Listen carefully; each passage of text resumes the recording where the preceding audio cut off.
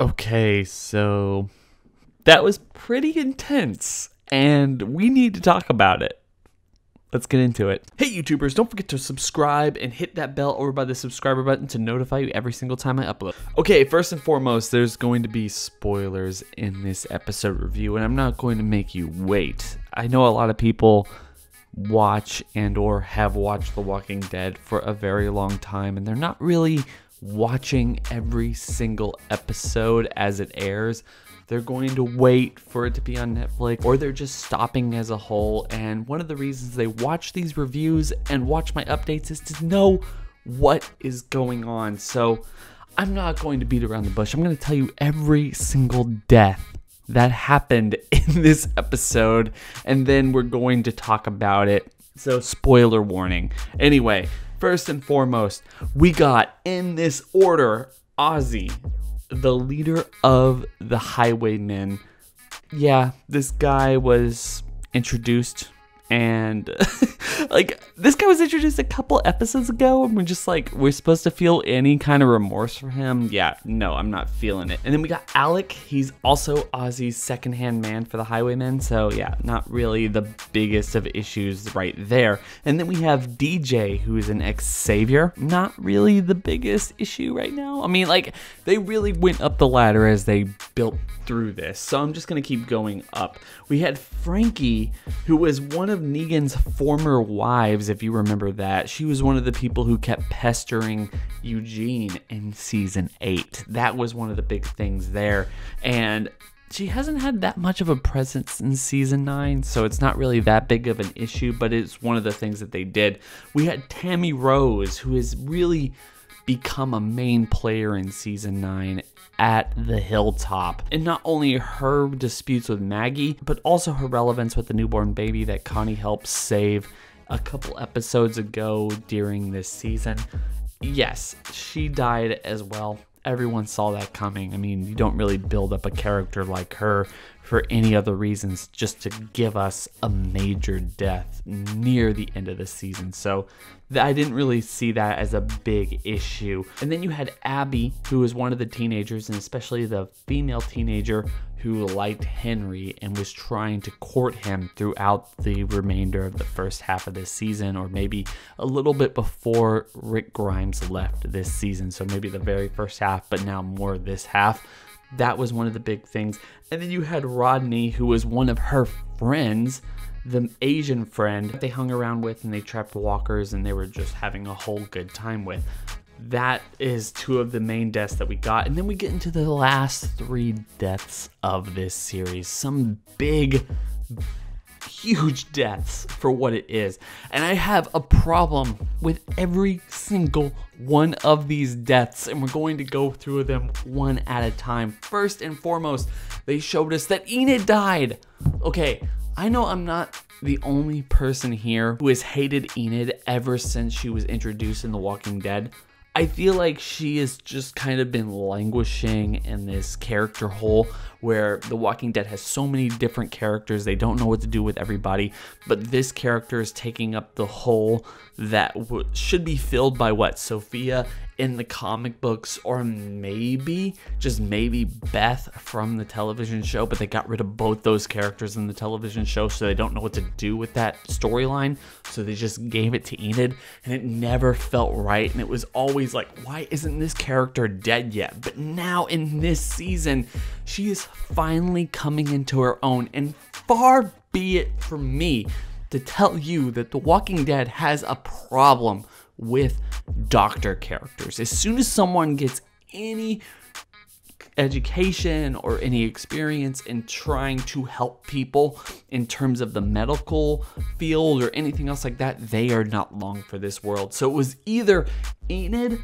or it was Siddiq, and you know, we'll get to Siddiq later in this episode because I think that there's a lot to go on with his character, and I think he's just full of horseshit. But the same thing is, I am kind of mad about this. I did not like Enid's character from the get-go, but my God, they had really made me appreciate her, especially in the wake of Carl Grimes' death.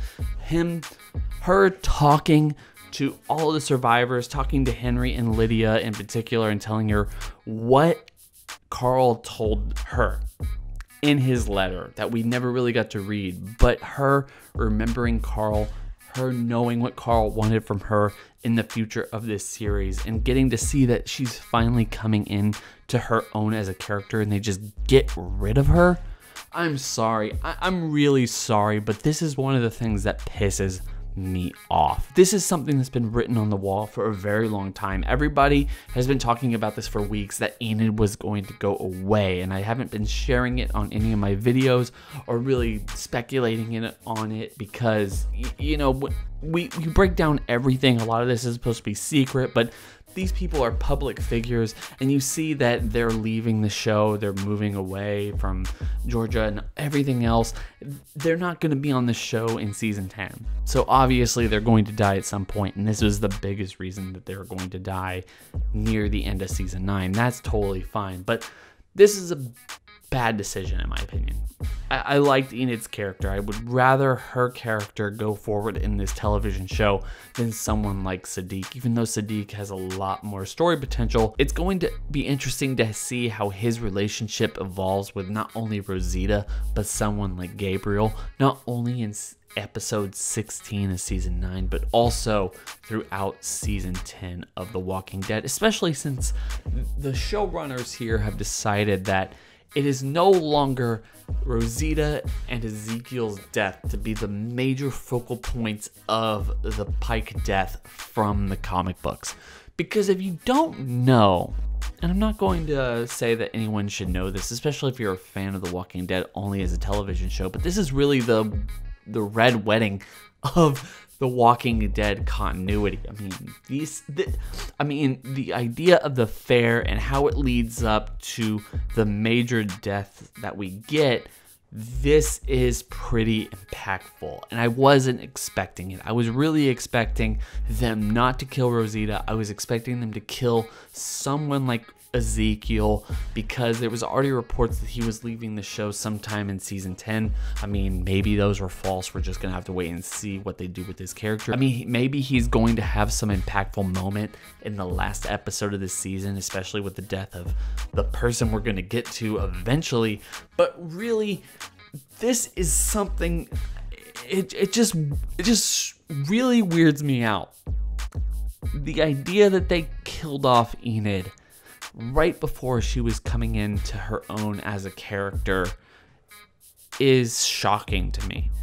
And I feel like it's always part of The Walking Dead's mythology just to kill off characters, kill off people that the audience is just starting to like. And Enid was the best example in this lineup right now. Someone we recognized for a very long time, became an established character on her own right, and then eventually just died as soon as we were starting to like her and really empathize with her and everything around her. So no, I'm not happy with that. I really wish that they had decided to do something different, but it is what it is. So going down the list, as I've already said, this is the main focus of this review. The next one is we got the death of Tara. And I feel like this is one of the ones that I feel the vast majority of the fan base would be okay with this. I probably would have been okay with this maybe a season or 2 seasons ago, where Tara was just a completely useless character that was introduced in season 4 and wasn't really given any real amount of screen time until she was given an entire episode worth of screen time, and it just fell flat with the introduction of Oceanside. I did not like it. I've never liked it, and that is always an episode I skip whenever I rewatch any of the seasons of The Walking Dead. It's just not very good.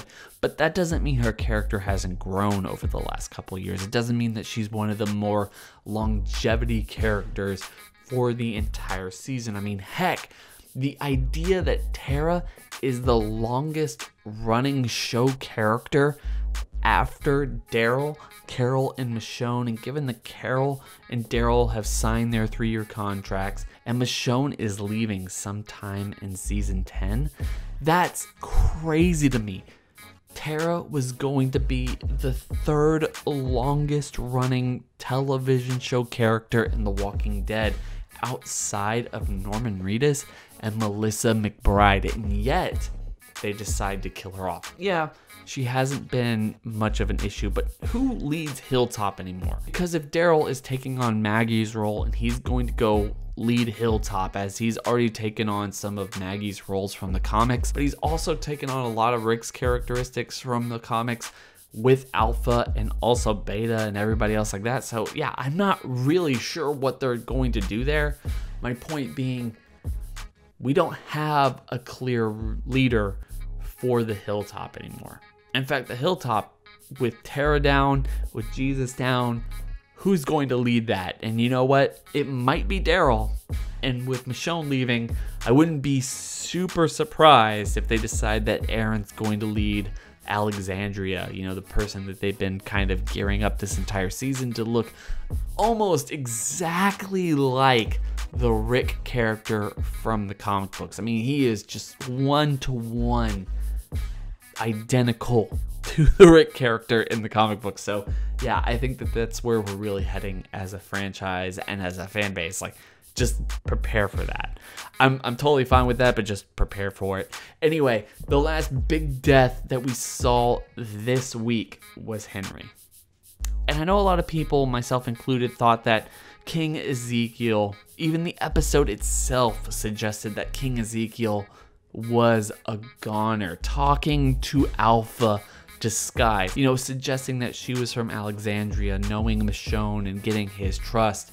You realize, like, this guy is dead. He's going to be dead in a couple of minutes here, and this is what's going to drive Carol to the brink of destruction. It's going to bring her back to her Terminator days, and she is going to go out of her way to destroy everyone in the Whisper community, and yet they didn't do that.